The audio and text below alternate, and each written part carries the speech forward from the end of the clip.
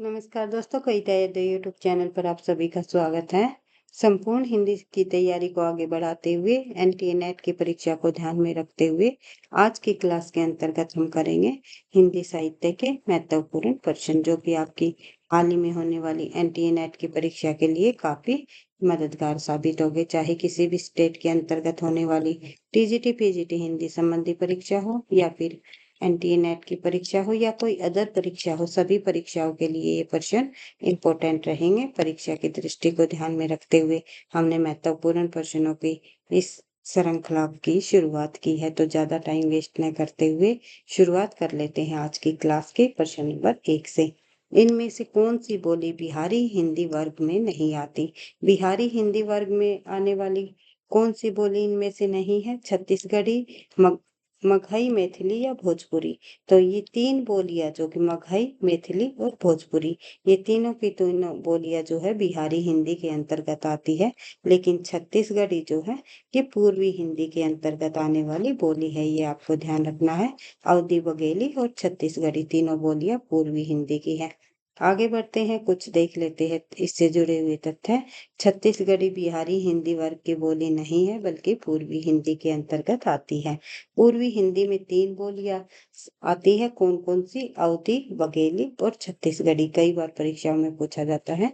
इनके अन्य नाम है, किंतु अवधी नाम ही जो है सर्वाधिक प्रचलित एवं मान्य है। अवधी बोली अर्धमागधी अपभ्रंश से विकसित है। तो ये जो पूर्वी हिंदी आती है हमारी, ये किस से विकसित है? ये पूर्वी हिंदी निकली है अर्धमागधी अपभ्रंश से। तो ये आपको ध्यान रखना है।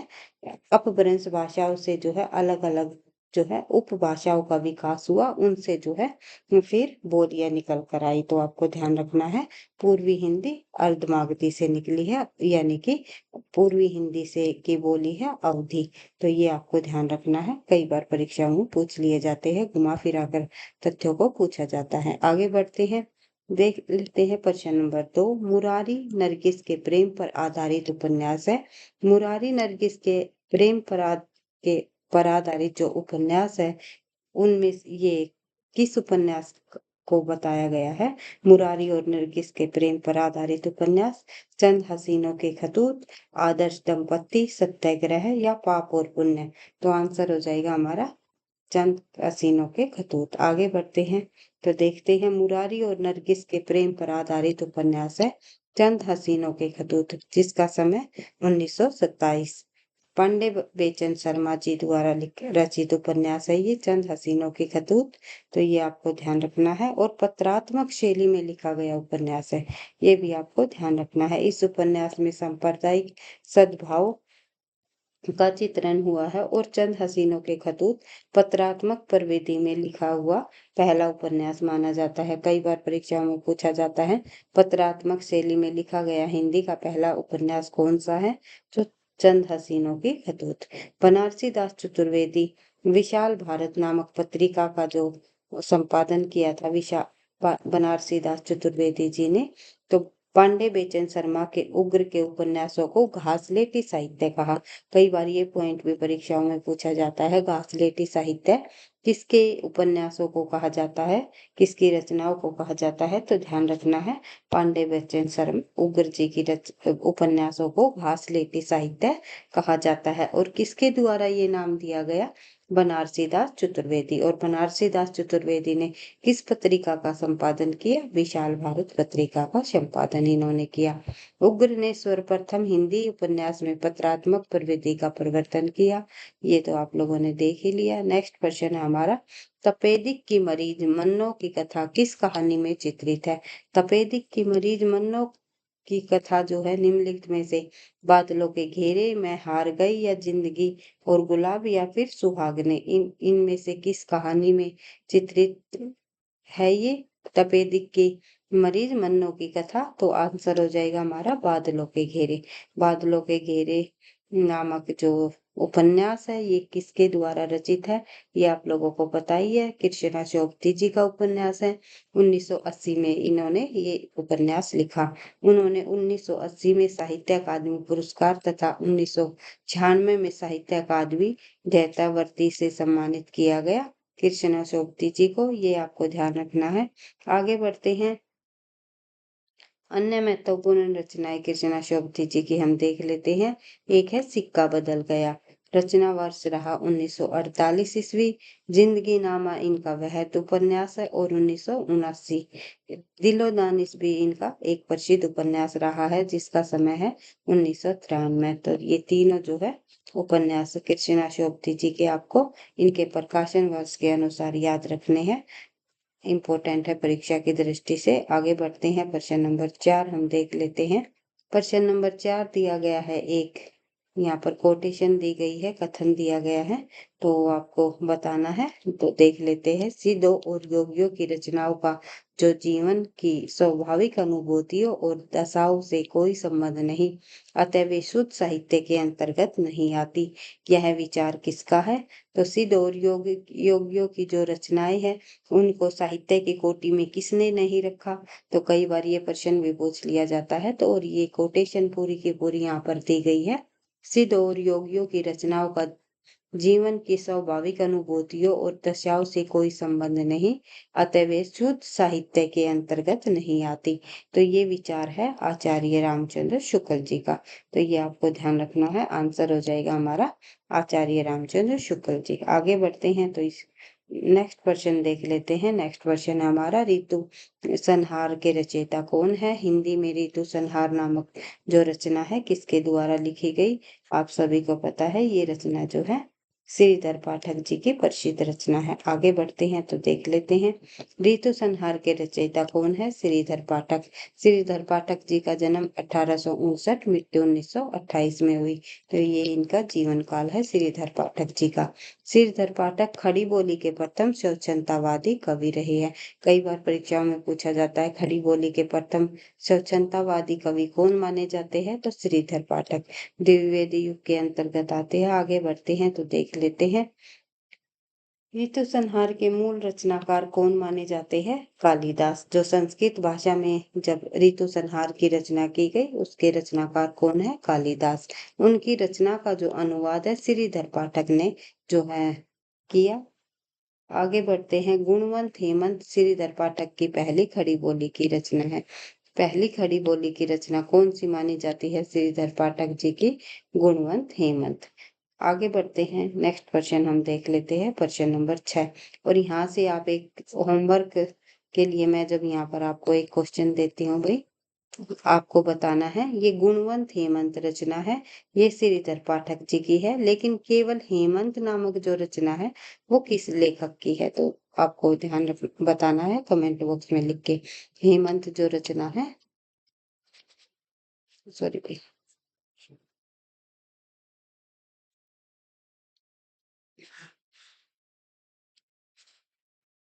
हेमंत, एक सेकेंड।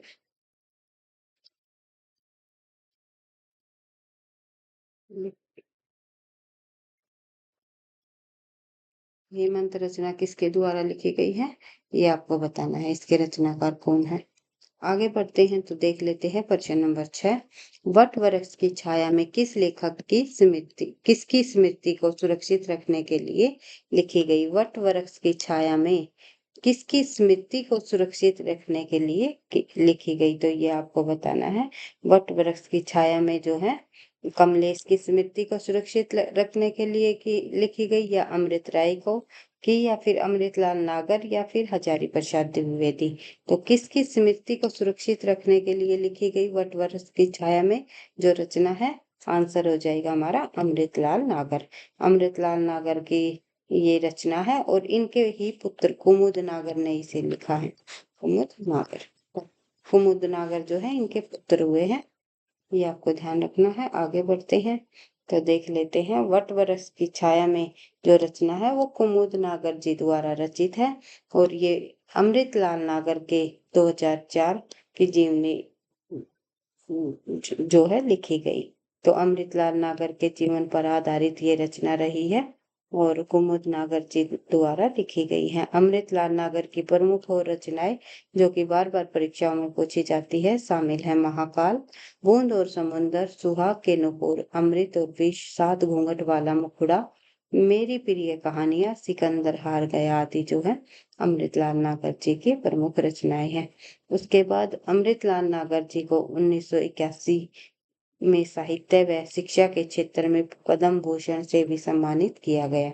उन्होंने मानस का हंस 1972 में तुलसीदास का वर्णन किया। मानस का हंस नामक उन्होंने एक जीवनी परक उपन्यास लिखा जिसमें जो है उन्होंने तुलसीदास के जीवन को दर्शाया है। अमृत और विष पर जो है वर्ष 1967 का जो साहित्य अकादमी पुरस्कार भी इन्हें मिला हुआ था। आगे बढ़ते हैं, कई बार पूछ लिया जाता है अमृतलाल नागर को किस रचना पर साहित्य अकादमी पुरस्कार मिला, तो आंसर हो जाएगा हमारा अमृत और विष। आगे बढ़ते हैं तो देखते हैं राही मासूम रजा के द्वारा रचित उपन्यास कौन सा नहीं है। दिल एक सादा कागज, कटरा बिहार जो, टोपी शुक्ला, या फिर जो है समर शेष है। तो सही आंसर हो जाएगा हमारा इस प्रश्न का समर शेष है। तो समर शेष है, राही मासूम रजा का उपन्यास नहीं है। और अन्य ये तीनों उपन्यास जो है राही मासूम रजा जी द्वारा लिखे गए। दिल एक सादा कागज, कटरा बिआरजू और टोपी शुक्ला। आगे बढ़ते हैं तो देख लेते हैं समर शेष है नामक जो उपन्यास है।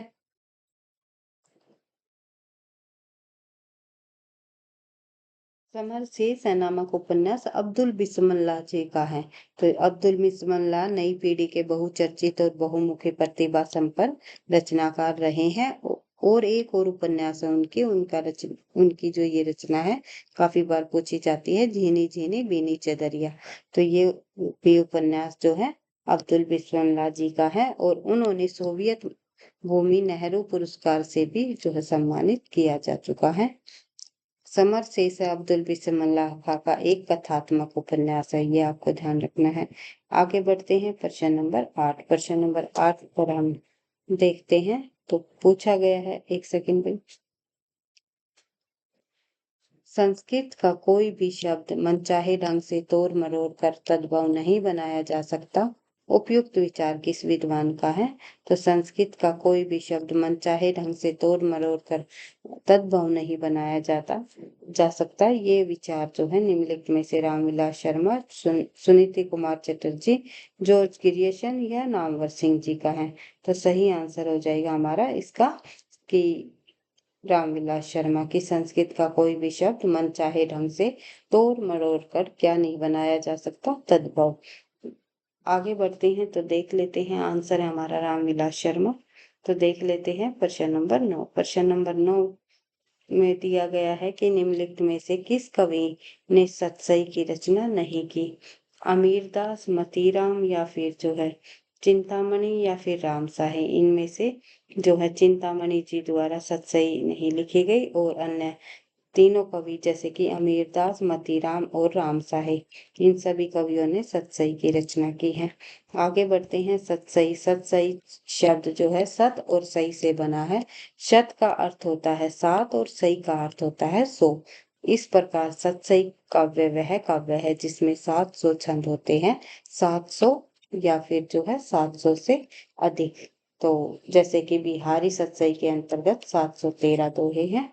तो इस प्रकार से आपको ध्यान रखना है। आगे बढ़ते हैं कवि चिंतामणि त्रिपाठी हिंदी के रीतिकाल के कवि रहे हैं। चिंतामणि की प्रमुख कृतियां कौन कौन सी है देख लेते हैं, एक बार रिवाइज कर लेते हैं। रसविलास, श्रृंगार मंजरी, कृष्ण चरित्र, काव्य विवेक, काव्य प्रकाश आदि जो है चिंतामणि जी द्वारा लिखी गई रचनाएं हैं। अन्य कवियों की जो कीर्तियां हैं जैसे मतीराम जी की प्रमुख कीर्ति है सतसई, वर्त कौमुदी, फूल मजरी, जो मतीराम जी की रचना में आ गया सतसई। आगे बढ़ते हैं राम साई जी की कीर्तियां है सतसई, वाणी भूषण, वर्त तरंगिणी और कहकहरा। आगे बढ़ते हैं अमीरदास जी की कीर्तियां है सतसई, अमीर प्रकाश, सभा मंडल आदि। चिंतामणि रामचंद्र शुक्ल के अनुसार रीति काव्य के प्रवर्तक माने जाते हैं। नेक्स्ट क्वेश्चन हम देखते हैं।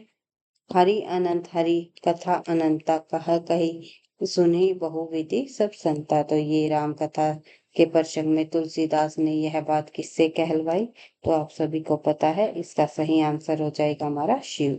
शिव से ये बात उन्होंने कहलवाई। आगे बढ़ते हैं तो देख लेते हैं प्रश्न नंबर 11। थोड़ा जल्दी जल्दी प्रश्नों को हम करने की कोशिश करेंगे क्योंकि प्रश्नों की संख्या अधिक है। आपके पास जो है समय की कमी है। कल ही आपका एग्जाम है 29 तारीख को, तो आपको ध्यान रखना है। प्रश्न नंबर 11 देख लेते हैं। रस गगन गुफा में अजर झरे अजपा सुमरीन जाप करे। उप पंक्तियों का में जो प्रयुक्त गगन गुफा है का अभिप्राय क्या है? इस पंक्तियों के माध्यम से आप गगन गुफा का जो अभिप्राय देखोगे तो यहाँ पर गगन गुफा सहस्रार चक्र को दर्शाया गया है। आगे बढ़ते हैं तो देख लेते हैं नेक्स्ट प्रश्न। प्रश्न नंबर 12। भक्ति के आंदोलन की जो लहर दक्षिण से आई उसी ने उत्तर भारत की परिस्थितियों के अनुरूप हिंदी मुसलमान दोनों के लिए एक सामान्य भक्ति मार्ग की भी भावना कुछ लोगों में जगाई। तो ये कथन किसका है? तो भक्ति के आंदोलन की जो लहर दक्षिण से आई उसी ने उत्तर भारत की परिस्थितियों के अनुरूप हिंदू मुसलमान दोनों के लिए एक सामान्य भक्ति मार्ग की भी भावना कुछ लोगों में जगाई। ये कथन जो है निम्नलिखित में से आचार्य रामचंद्र शुक्ल जी का है। आपको पता ही है सबसे पहले जो भक्ति का जो उद्भव हुआ था वो दक्षिण भारत में हुआ था। दक्षिण भारत में जो है आलवर और नैनवर निकल कर आए थे। उन्होंने जो है भक्ति का प्रचार प्रसार किया। वैष्णव में जो है 4 आचार्य निकल कर आए, जैसे कि आचार्य रामानुजाचार्य, मध्वाचार्य, निम्बार्काचार्य और जो है एक है हमारे विष्णु स्वामी। और साथ ही जो है रामानुजाचार्य ने भक्ति का जो प्रचार प्रसार है केवल दक्षिण भारत में किया। और इसके बाद जब उत्तर भारत में धीरे धीरे भक्ति का प्रचार हुआ तो उत्तर भारत में लेकर के कौन आया ये आपको पता ही है, रामानंद जी। रामानंद ने भक्ति का जो प्रचार प्रसार उत्तर भारत में किया। और रामानुजाचार्य ने केवल 2 वर्गों के लिए भक्ति के द्वार खोले थे और रामानंद जी ने भक्ति के द्वार सभी वर्गों के लिए खोल दिए। ये आप जो है डिटेल से आप यहाँ पढ़ सकते हो। आ, आपने जो है भक्ति काल के अंतर्गत जब पढ़ा होगा तो अच्छे से समझ लिया होगा। आगे बढ़ते हैं तो देख लेते हैं प्रश्न नंबर 13। प्रेम शतक के रचनाकार कौन है? प्रेम शतक नामक जो रचना के रचनाकार है इनमें से जगन्नाथ दास रत्नाकर, अंबिका दत्त व्यास या दुलारे लाल भार्गव या फिर वियोगी हरि। तो आंसर हो जाएगा हमारा वियोगी हरि। आगे बढ़ते हैं प्रेम शतक के रचनाकार वियोगी हरि है। ये आधुनिक ब्रज भाषा के प्रमुख कवि रहे हैं और वीर सतसई के लिए उन्होंने मंगला प्रसाद पारितोषिक पुरस्कार भी मिला था। वियोगी हरि गांधीवादी थे। प्रमुख कीर्तियां हैं वियोगी हरि जी की भावना, प्रार्थना, अंतर्नाद, देशद्रोही, व्यर्थ गौरव आदि जो है इनकी प्रमुख कीर्तियां हैं। आगे बढ़ते हैं प्रश्न नंबर 14। प्रश्न नंबर 14 में पूछा गया है हरिदास संप्रदाय के राधा कृष्ण है। हरिदास संप्रदाय के राधा कृष्ण किस प्रकार के रहे हैं? तो लोक निरपेक्ष रहे हैं। आगे बढ़ते हैं तो देख लेते हैं हरिदासी संप्रदाय के राधा कृष्ण ने लोक निरपेक्ष हरिदास संप्रदाय के राधा कृष्ण, ये यहाँ वही टाइपिंग मिस्टेक है, लोक निरपेक्ष इस संप्रदाय के राधा कृष्ण तटस्थ है। और हरिदासी संप्रदाय निम्बार्क मत की एक शाखा है जिसकी स्थापना स्वामी हरिदास जन्म 1441 विक्रमी संवत ने की और इसे सखी संप्रदाय भी कहा जाता है। हरिदास से संप्रदाय को ही सखी संप्रदाय के नाम से जाना जाता है। इनमें भक्त अपने आप को श्री कृष्ण के सखी मानकर उसकी उपासना तथा सेवा करते हैं और प्राय स्त्रियों के भेष में रहकर उन्हीं का जो है आचारों व्यवहारों आदि का पालन भी करते हैं। आगे देखते हैं प्रश्न नंबर 15।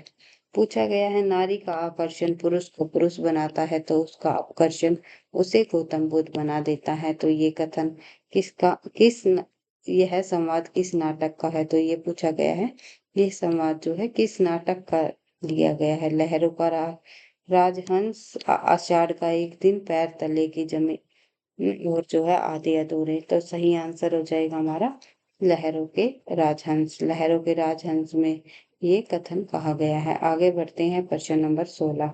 अनुभूति के द्वंद्व ही से प्राणी के जीवन का आरंभ होता है।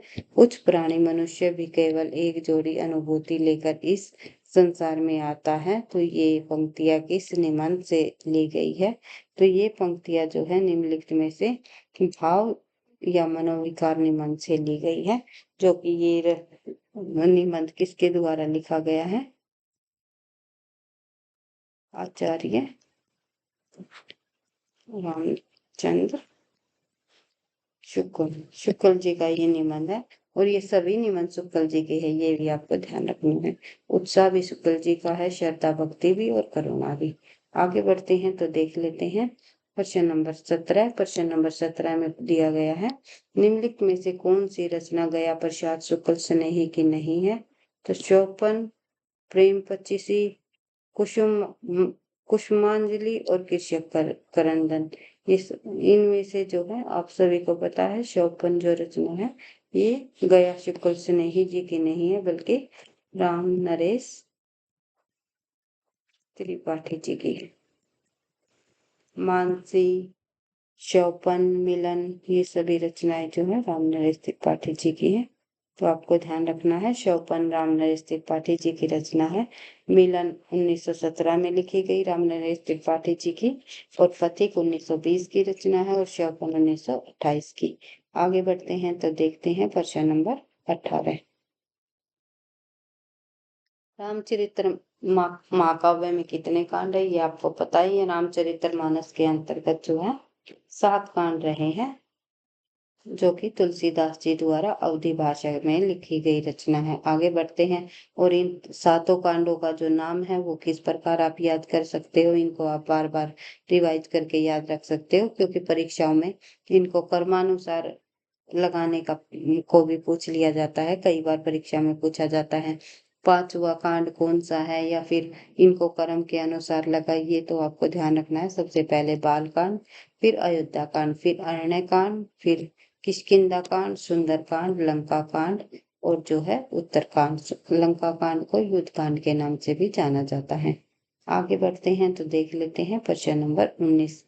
निर्मला वर्मा का जो पहला हिंदी संग्रह है उसका नाम बताइए। तो निर्मला वर्मा जी ने जो है जलती झाड़ी, बीच बहस में, परिंदे, कव्य और काला पानी, इनमें से निर्मला वर्मा जी की पहली जो काव्य कहानी संग्रह रहा है उसका नाम है परिंदे। आगे बढ़ते हैं तो देख लेते हैं, परिंदे का प्रकाशन वर्ष 1859 ईस्वी है।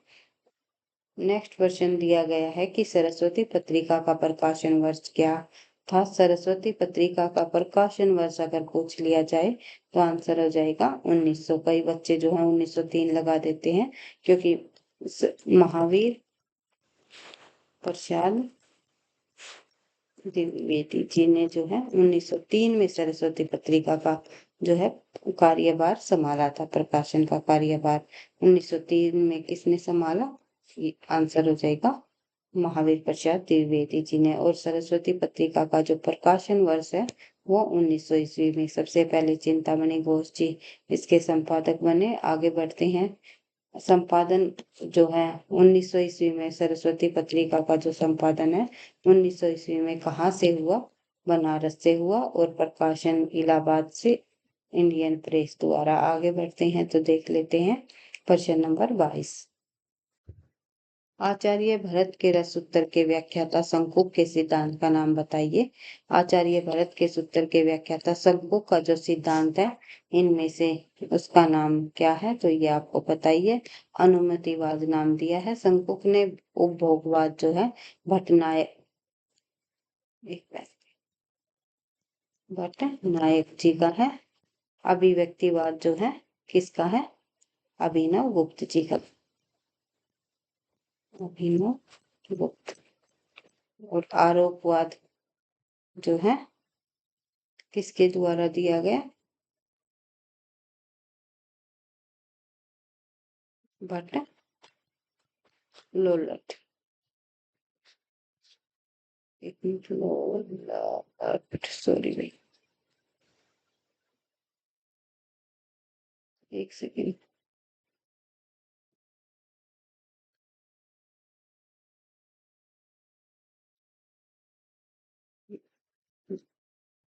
बट लोलट जी द्वारा दिया गया आरोपवाद। आरोपवाद का जो दूसरा नाम है उत्पत्ति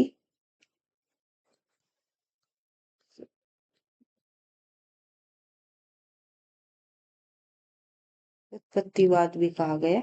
ये आपको ध्यान रखना है, कई बार पूछ लिया जाता है परीक्षा में, तो एक बार आप यहाँ से रिवाइज कर सकते हैं उनके। भट्ट लोलट जो आचार्य शंकु, भट्टनायक, अभिनवगुप्त, भरत मुनि के रस उत्तर के प्रमुख व्याख्याकार हैं। तो भट्ट लोलक, शंकु, भट्टनायक और अभिनवगुप्त ये 4 व्याख्याकार हुए हैं रस उत्तर के। जो भरत मुनि ने जो रस उत्तर दिया था, रस निष्पत्ति का, विभावानुभाव व्याभिचारी संयोगाधार रस निष्पत्ति, तो इनकी व्याख्या जो आगे चल कर की इन 4 विद्वानों ने की। और उसके बाद भट्ट लोलट जी का जो सिद्धांत है उसका नाम है उत्पत्तिवाद या आरोपवाद भी कह सकते हो। उसके बाद जो है शंकुक का जो सिद्धांत है उसका नाम है अनुमतिवाद या अनुमानवाद भी कह सकते हो। भट्टनायक जी का सिद्धांत है भुक्तिवाद और अभिनव गुप्त का सिद्धांत है अभिव्यक्तिवाद। आगे बढ़ते हैं, नेक्स्ट क्वेश्चन हम देख लेते हैं। नियाज बाला बोधनी मासिक पत्रिका के संपादक कौन है? नामक बाला बोधनी नामक जो मासिक पत्रिका है, उस मासिक पत्रिका के जो संपादक है बाला बोधनी नामक, तो उसका सही आंसर हो जाएगा हमारा भारतेंदु हरिश्चंद्र। ये नियाज शायद भाई टाइपिंग मिस्टेक है, तो बाला बोधनी नामक जो मासिक पत्रिका है वो भारतेंदु हरिश्चंद्र जी द्वारा संपादित की गई। तो बाला बोधनी हिंदी की पहली महिलाओं की पत्रिका है, महिला संबंधी पत्रिका है। और इनका जो संपादक है भारतेंदु हरिश्चंद्र ने किया। इस पत्रिका का प्रकाशन 1874 ईस्वी में हुआ और 4 वर्ष तक नियमित प्रकाशन के उपरांत यह बंद हो गई यह पत्रिका। आगे बढ़ते हैं, जयवर्धमान नाटक के लेखक कौन है? जयवर्धमान नामक नाटक जो है राम कुमार वर्मा जी द्वारा लिखा गया। जयवर्धमान नाटक के लेखक राम कुमार वर्मा है। इनका प्रथम संस्करण 1975 में प्रकाशित हुआ और विद्वानों ने डॉक्टर राम कुमार वर्मा को हिंदी एकांकी का जन्मदाता भी माना। कई बार पूछ लिया जाता है हिंदी एकांकी का जन्मदाता कौन है, तो ध्यान रखना है राम कुमार वर्मा जी का नाम आएगा। और हिंदी की प्रथम एकांकी पूछ ली जाए तो आंसर हो जाएगा एक घूंट। एक घूंट जो कि जयशंकर प्रसाद जी की है। ये आपको ध्यान रखना है क्योंकि छोटे छोटे पॉइंटों से ही प्रश्नों को पूछा जाता है। आगे बढ़ते हैं, नेक्स्ट क्वेश्चन हम देख लेते हैं। प्रश्न नंबर 25। प्रश्न नंबर 25 में पूछा गया हमारा, मुकुल नामक कविता संग्रह किस रचनाकार का है? मुकुल नामक जो कविता संग्रह है, मुकुल कविता संग्रह लिखा है सुभद्रा कुमारी चौहान जी ने। तो ये आपको ध्यान रखना है। आगे बढ़ते हैं, मुकुल नामक कविता संग्रह सुभद्रा कुमारी चौहान की कविता संकलित है। इसका प्रथम संस्करण 1930 में प्रकाशित हुआ और सुभद्रा जी की अन्य कविता संग्रह है उसका नाम है त्रिधारा। आगे बढ़ते हैं, प्रश्न नंबर 26।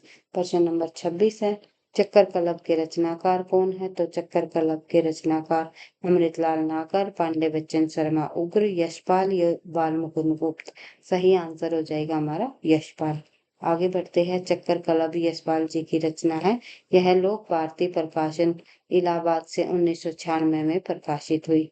नेक्स्ट प्रश्न देख लेते हैं, प्रश्न नंबर 27।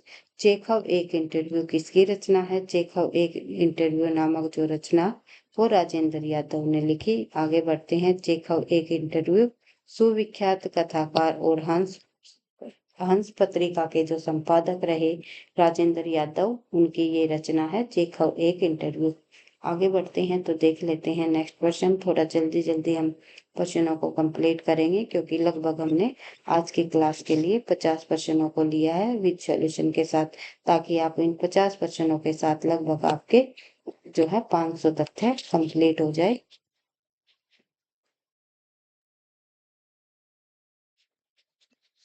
आगे बढ़ते हैं तो देख लेते हैं। और एक बात और है भाई, आपको वीडियो पसंद आ रही है, लगता है आपकी परीक्षाओं के लिए ये हेल्पफुल है, वेरी वेरी इंपॉर्टेंट है, तो प्लीज वीडियो को आप लाइक करते हुए चले ताकि मुझे भी नेक्स्ट क्लास बनाने का मोटिवेशन मिलता रहे। और डी ट्रिपल एस पी की जो परीक्षा अभी हाल ही में 16 और 17 जुलाई को होने वाली हैं, उनके लिए भी हमारी ये सीरीज काफी हेल्पफुल रहेंगी। और परीक्षा तक हम जो है अधिक से अधिक हिंदी साहित्य के जो है PYQ को करने की कोशिश करेंगे, उनके विद सॉल्यूशन के साथ। सभी तथ्यों को विद सॉल्यूशन के साथ करते हुए हम आगे बढ़ते रहेंगे। तो वीडियो पसंद आती है तो प्लीज आप लाइक करते हुए और अंत में कमेंट करना भी ना भूले, तो कमेंट करते हुए चले, ताकि मुझे भी नेक्स्ट क्लास बनाने का मोटिवेशन मिलता रहे।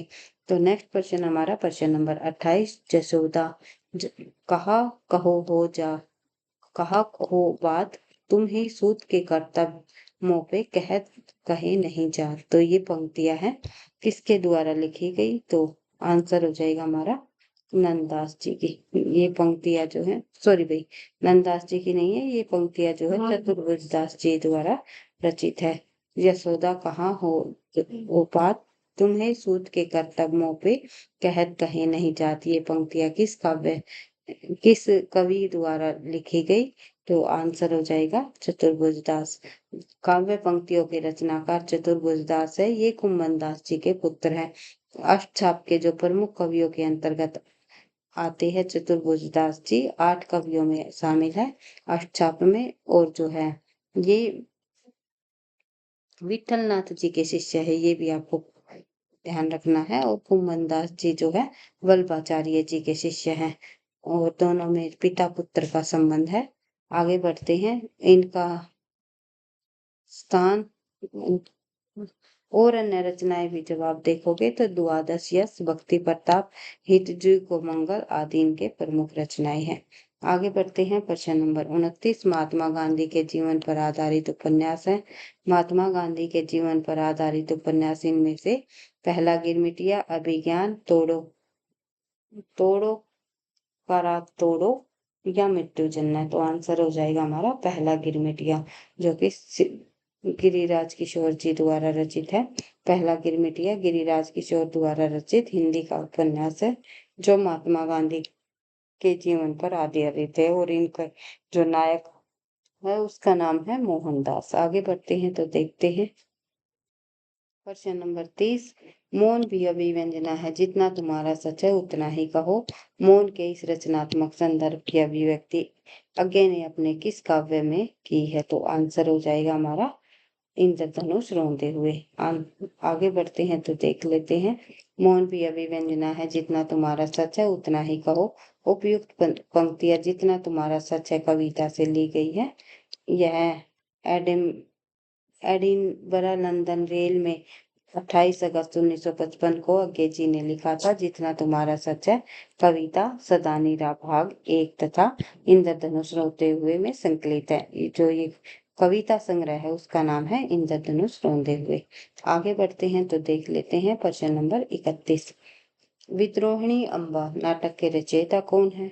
विद्रोहिणी अम्बा नामक जो नाटक है वो किसके द्वारा रचित है। सेठ गोविंदा, चंद्रगुप्त विद्यालंकार, गोविंद वल्लभ पंत या उदय शंकर भट्ट। तो आंसर हो जाएगा हमारा उदय शंकर भट्ट। उदय शंकर भट्ट जी का उपन्यास है, नाटक है ये विद्रोहिणी अम्मा।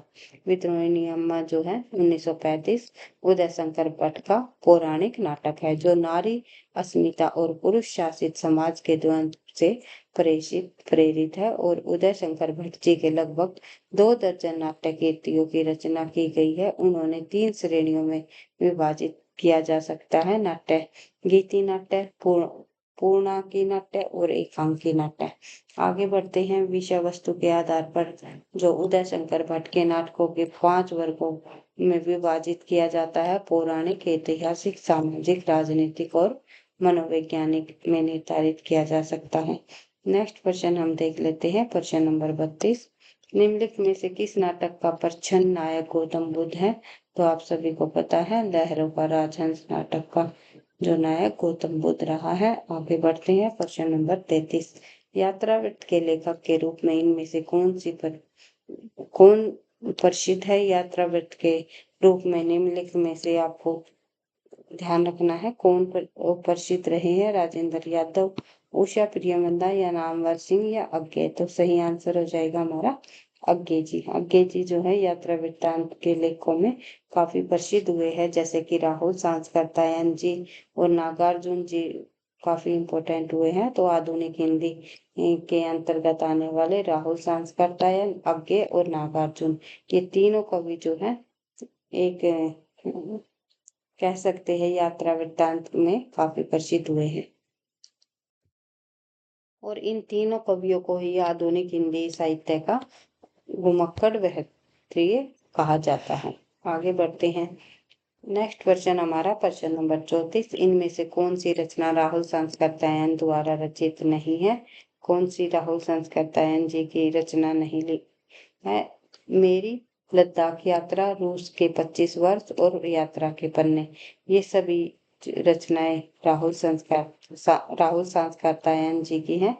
लेकिन पैरों में पंख बांधकर जो है राम वृक्ष बेनीपुरी जी द्वारा लिखी गई रचना है। तो ये आपको ध्यान रखना है। 1952 इसका प्रकाशन वर्ष और राम वृक्ष बेनीपुरी की यात्रा वृत्तांत रचना है।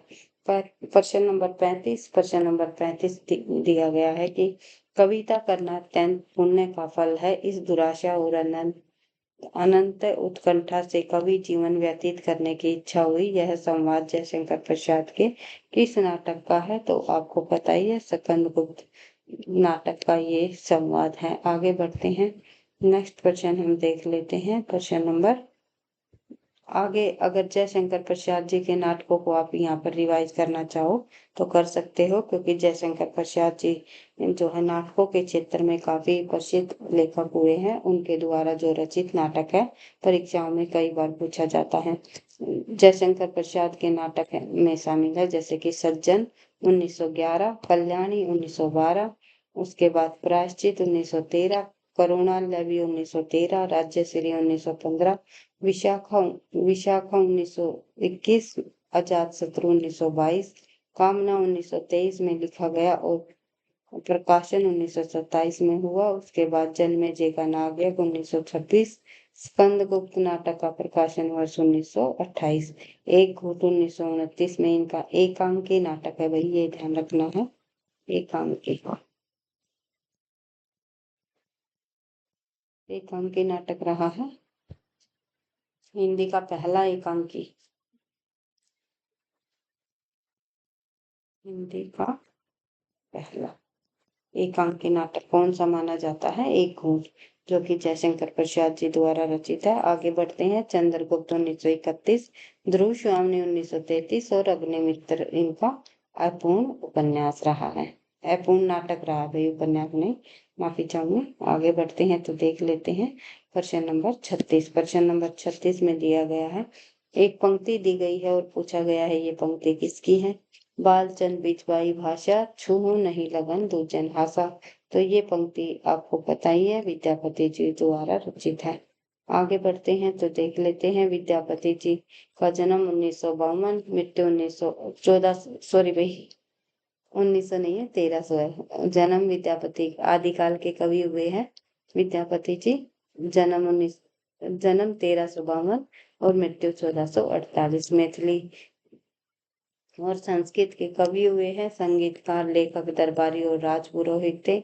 वह शिव के भक्त थे, तो ये आपको ध्यान रखना है। विद्यापति क्या थे? शिव थे। इनकी पदावलियों को जो है पढ़ करके कुछ आलोचक इन्हें वैष्णव समझ बैठते हैं, तो ऐसा एक कथन में भी मैंने आपको कराया था, तो आपको ध्यान रखना है तथ्यों की बार बार रिवीजन ही आपको सफलता दिलाएगी। सफलता का राज होता है निरंतर अभ्यास। निरंतरता के साथ आप बार बार तथ्यों की रिवीजन करते रहोगे तो परीक्षा में आप अच्छा स्कोर प्राप्त करोगे और सफलता अवश्य मिलेगी।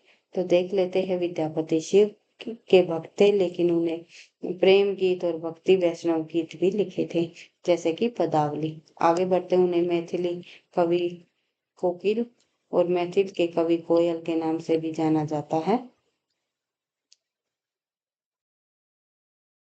विद्यापति का प्रभाव केवल मैथिली और संस्कृत साहित्य तक ही सीमित नहीं, बल्कि अन्य पूर्वी भारतीय साहित्य परंपराओं तक भी था। आगे बढ़ते हैं प्रश्न नंबर 37। हिंदी साहित्य के इतिहास के लेखन की परंपरा में मिश्र बंधुओं ने किस ग्रंथ द्वारा अपना महत्वपूर्ण योगदान दिया? तो आंसर हो जाएगा हमारा मिश्र बंधु विनोद। आगे बढ़ते हैं। मिश्र बंधु विनोद को भाई 4 भागों में प्रकाशित कराया गया और 2250 पृष्ठ रहे।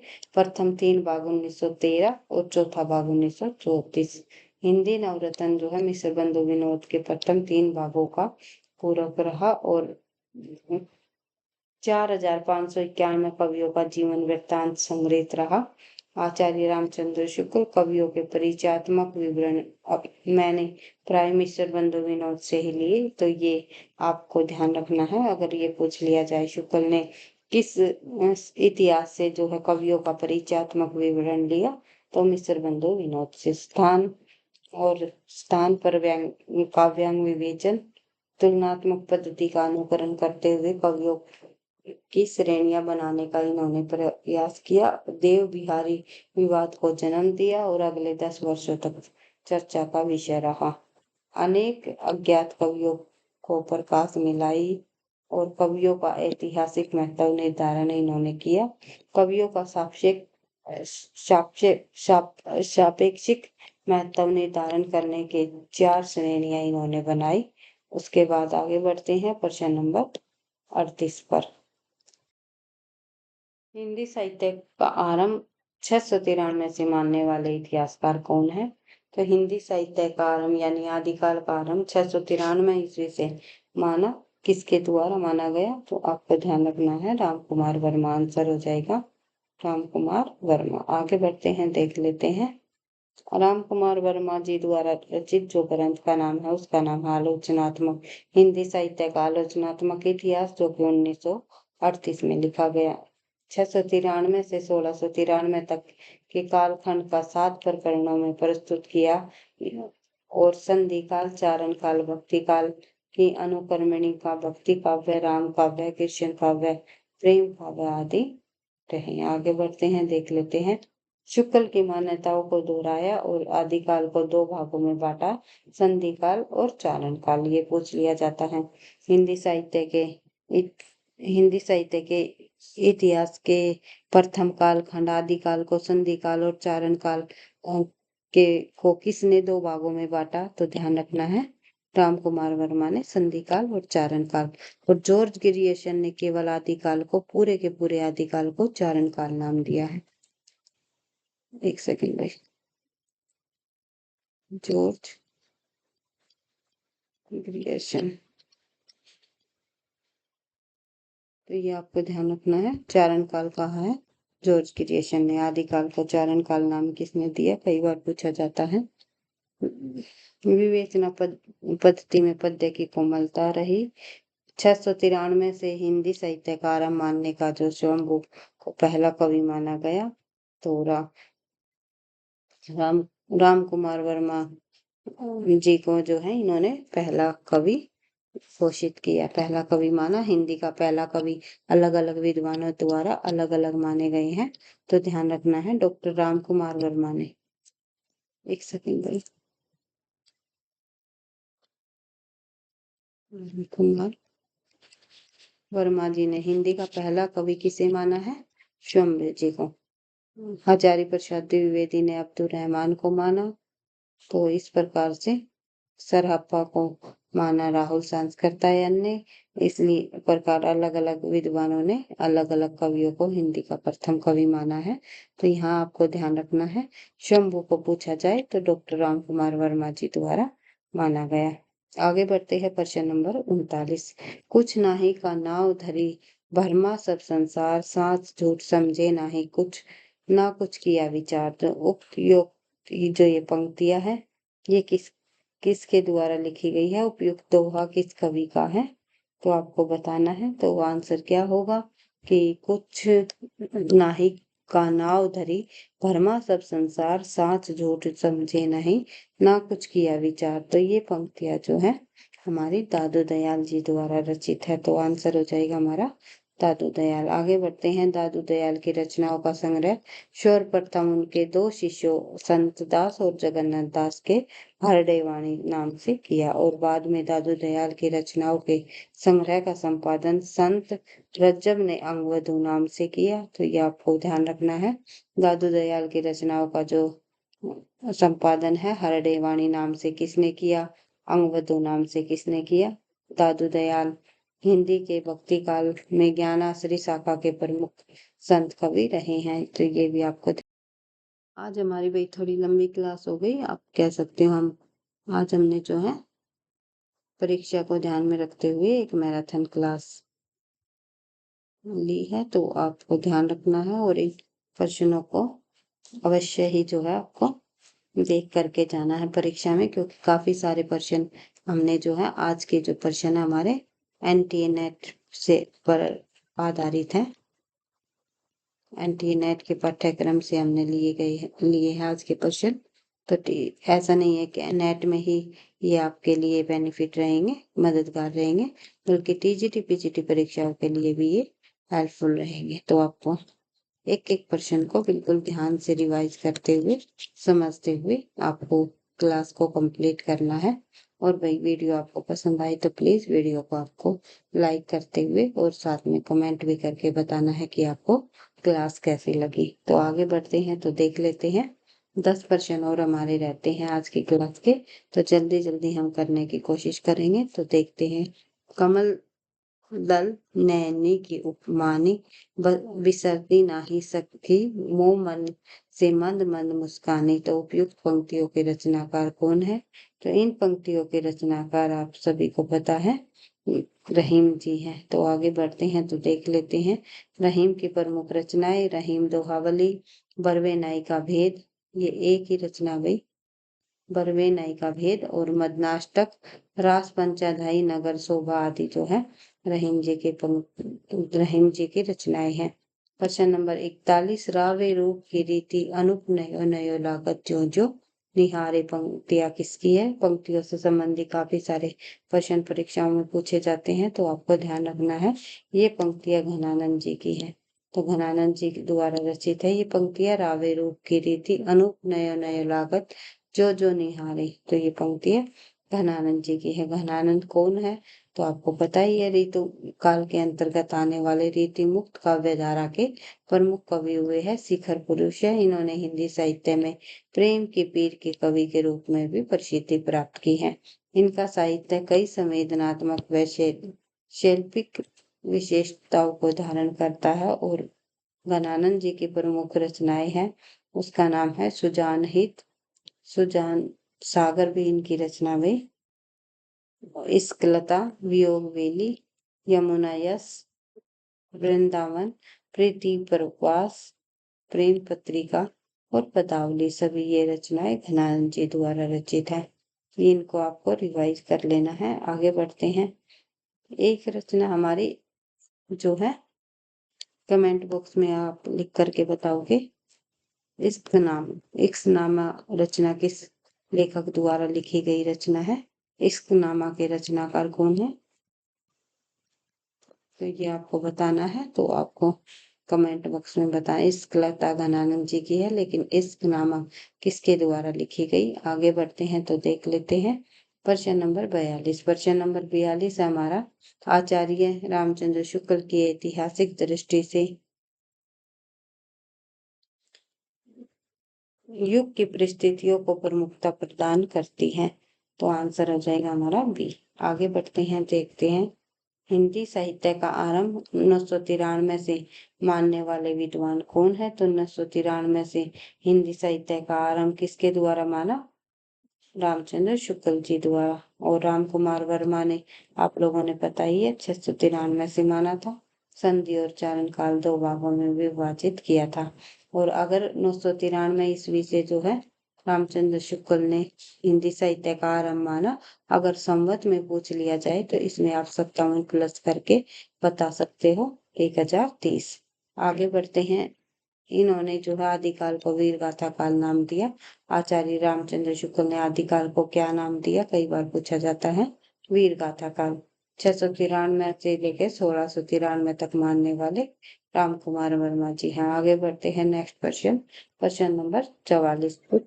चित्त तुरुंग न्याय पर किस आचार्य का सिद्धांत आधारित था?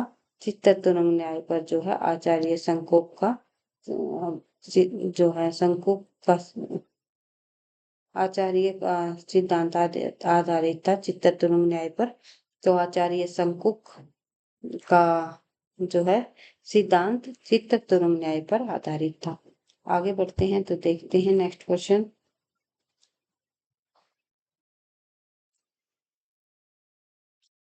एक सेकेंड। भटिनी किस उपन्यास की नायिका है? तो आप सभी को पता है बाणभट्ट की आत्मकथा, जो कि हजारी प्रसाद द्विवेदी के द्वारा लिखा गया उपन्यास है। इनमें से प्रमुख पात्र हैं, एक तो बाणभट्ट, भटिनी और जो है निपुणिका। ये तीनों के तीनों बाणभट्ट की आत्मकथा के प्रमुख पात्र हैं, जो कि हजारी प्रसाद जी का उपन्यास है और 1946 में लिखा गया और हर्षकालीन अवस्थाओं पर केंद्रित है। आगे बढ़ते हैं। और चित्रलेखा जो उपन्यास है वो है भगवती चरण वर्मा का 1934। पाप और पुण्य के नैतिक प्रश्नों को इसमें उठाया गया है और इस उपन्यास पर फ्रेंच उपन्यासकार अन्ना तोले के उपन्यास थाया का प्रभाव भी पड़ा है। आगे बढ़ते हैं। प्रश्न नंबर 46। निम्नलिखित में से कौन सा मोहन राकेश का नाटक नहीं है? तो इनमें से मोहन राकेश जी का नाटक कौन सा नहीं है? तो आप सभी को पता है लहरों का राजहंस, आषाढ़ का एक दिन, आधे अधूरे, तीनों नाटक मोहन राकेश जी के हैं। इसके अलावा अंधा युग जो है धर्मवीर भारती जी का नाटक है। आगे बढ़ते हैं। नेक्स्ट क्वेश्चन हम देख लेते हैं। नेक्स्ट क्वेश्चन है हमारा प्रश्न नंबर 47। झूठा सच किस शहर का वर्णन नहीं है? झूठा सच में जो है निम्नलिखित में से किस शहर का वर्णन नहीं किया गया, ये आपको बताना है। तो आंसर हो जाएगा हमारा कानपुर। झूठा सच के अंतर्गत कानपुर का वर्णन नहीं है। जालंधर, लखनऊ और नैनीताल तीनों शहरों का वर्णन हमें देखने को मिलता है। तो नेक्स्ट क्वेश्चन हमारा प्रश्न नंबर 48। किस रचना का पूर्व नाम ब्रजांगना विलाप है? ब्रजांगना विलाप नामक जो है रचना रही है प्रिय प्रवास जी। प्रिय प्रवास नामक जो रचना है, जो कि खड़ी बोली का प्रथम महाकाव्य माना जाता है, हरिओत जी द्वारा लिखा गया है। उसका पूरा नाम, पहले नाम पड़ा था ब्रजांगना विलाप। आगे बढ़ते हैं तो देख लेते हैं नेक्स्ट क्वेश्चन। फिर वही क्वेश्चन हमारा रिपीट हो गया। जसोदा कहा को हो बात, तुम्हें सूद के कर्तव्य पे नाहे की जात। तो ये पंक्तियां चतुर्भुज दास जी द्वारा रचित है। नेक्स्ट क्वेश्चन हम देख लेते हैं प्रश्न नंबर 50। दो प्रश्न हमारे रिपीट हो चुके हैं भाई। तो महात्मा गांधी के जीवन पर आधारित उपन्यास आप लोगों ने देख ही लिया, पहला गिरमिटिया।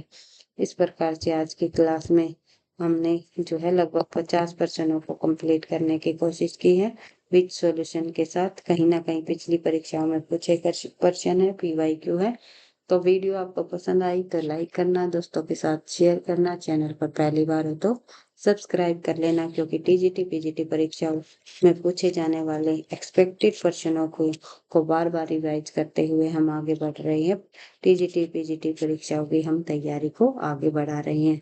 तो किसी भी स्टेट के अंतर्गत होने वाली TGT PGT परीक्षा हो या NTA NET की परीक्षा हो या कोई अदर परीक्षा हो जिसमें हिंदी साहित्य, भाषा विज्ञान या काव्य शास्त्र संबंधी प्रश्न पूछे जाते हैं, तो हम अधिक से अधिक प्रश्नों का अभ्यास करते हुए अपने इस चैनल के माध्यम से आगे बढ़ रहे हैं। तो वीडियो अधिक से अधिक शेयर कीजिए। तो इतना ही कहना चाहूँ।